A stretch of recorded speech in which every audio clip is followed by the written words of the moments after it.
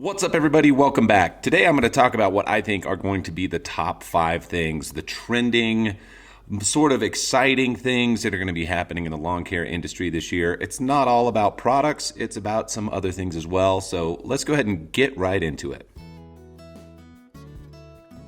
There were a few things starting to emerge last year and even in the year prior that actually started to really gain steam, maybe became a little more well-known, and then some things that are just going to continue to grow in the marketplace. So this isn't actually going to go in any particular order. It's just going to be what I think are the 5 things that are going to be somewhat dominating the space this year. So let's just count them down. Now this one is pretty obvious. With the way that the market is going, battery-powered equipment is going to be the dominant force in the lawn care industry, and that's not just for homeowners, that's for professionals, that's for everybody. There is such a push to move away from gas-powered equipment, and with the law in California going into effect in the next couple of years, banning a lot of these small motors and noise pollution that's in all of these HOAs and things like that, it's no wonder that companies are investing hundreds of millions of dollars into getting the best tech and the most longest-lasting, most powerful battery equipment out there. Now, there's not really one that I'm going to say is leading the other right now. It's all moving in leaps and bounds. They're just trying to figure out faster way to charge, longer lasting batteries so that we don't get a lot of this like e-waste clogging up landfills, and just overall bringing more torque and more quality to the lawn equipment. So that one you're going to continue to see. It's going to continue to grow. There's going to be more and more people entering in the space with stronger and bigger equipment. So just keep an eye out for that because it's not going anywhere. So what's the next big thing that's going on? Well, I have to say that I'm a little bit frustrated about this, and I've gone into this trap myself. I think you're going to be seeing a lot more putting greens in people's lawns. Now, I don't see really necessarily anything wrong with that, but I want you to make sure that you're subscribed because I am going to give you 5 reasons never to put in a putting green. And I think that you guys will enjoy that as well. So just make sure you're tuned in to check that on an upcoming video. Now, first of all, there's nothing wrong with doing this. I just think that a lot of people don't know what they're getting into, but we've gone through this trend of shortcut grass and real mowing and all that kind of stuff, and it's sort of lost its luster. I think that there's people that now need to go to the next level. Cool that you could mow a lawn at 1/2 inch or 5/8 of an inch. Well, now we're going quarter or less than a quarter because that's sort of the next phase of things. So again, if you're one of these people who is having a temporary lapse in judgment and are going to put in a putting green, follow along. There's going to be a lot of information on that on this channel and some others that you're going to see coming up this year as that begins to take more hold. So the next thing on the list is a little bit different. It's not an item and it's not really necessarily an activity either, but it's come up more and more and more. There's more articles being written, and that's about conservation.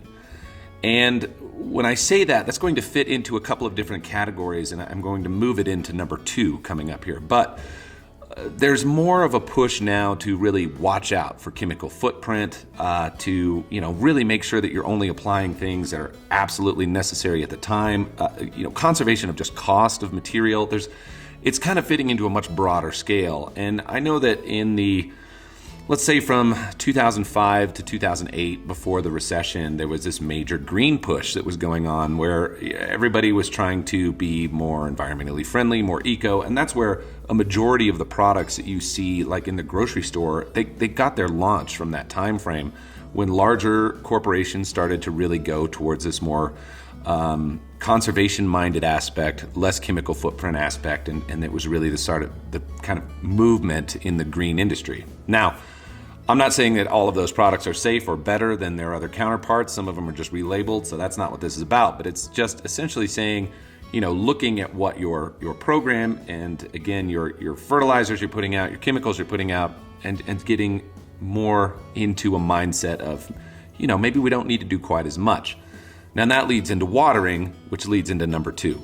So one thing that started to show up last year were these cool smart sprinklers. I think we're going to see more and more tech going into some of this basic equipment that's been out there and relatively unchanged for the last 30, 40, 50 years. So that's going to be another one, as we're going to see the ability for even your irrigation system to be smarter. Now, they did wonders with new smart controllers and really being able to do weather predictions and shutoffs and all this kind of stuff. And I think that that's actually made a really big push. This also bridges back to number 3, the conservation side of things. Less water usage is really important, less waste.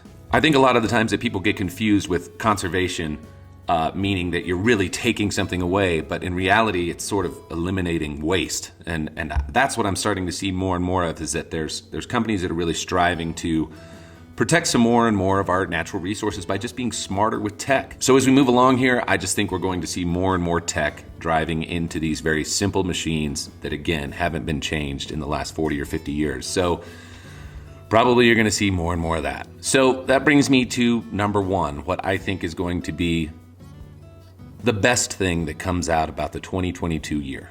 With any sort of economic uncertainty, the travel restrictions, nobody really knows what's happening right now with where they can go, what they can do, staycations. And I think that more and more people, they started to really push in 2021 to really improve their backyard space, their front yard space, and actually really enjoy their lawn and their property and take more pride in their home. So number 1 this year is going to be home pride, is really the best way to put it.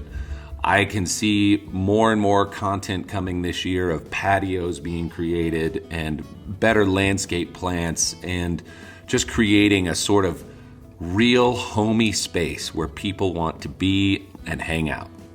Now I know for me, with what I did last year and putting everything in on my own landscape, that was really my goal, is I want it to be kind of a backyard oasis, something that was really keyed into everything that I just talked about with conservation. I really don't want to have to use a whole lot of water to take care of it. I wanted to make it pretty low maintenance. And now, obviously I have a golf green. I don't have any smart sprinklers up there, and maybe that's going to be something I look at. I have a space that's just great to hang out in, and there's more that I want to do. So, you're going to see some stuff that I'm going to be changing a little bit this year as the spring comes into summer, and creating even more little pockets of fun in the yard, because I think that ultimately that's what it's about. It's taking pride in your landscape, in your lawn, in your home, and making it a place where just people want to be and enjoy it. So there you go. Those are the 5 things I see coming this year. Some of the continuance from last year, and maybe a couple of more things where people are really just starting to pay more attention to their own space. If you have any comments, drop them down below. Make sure you're subscribed. I'll talk to you guys real soon. See ya.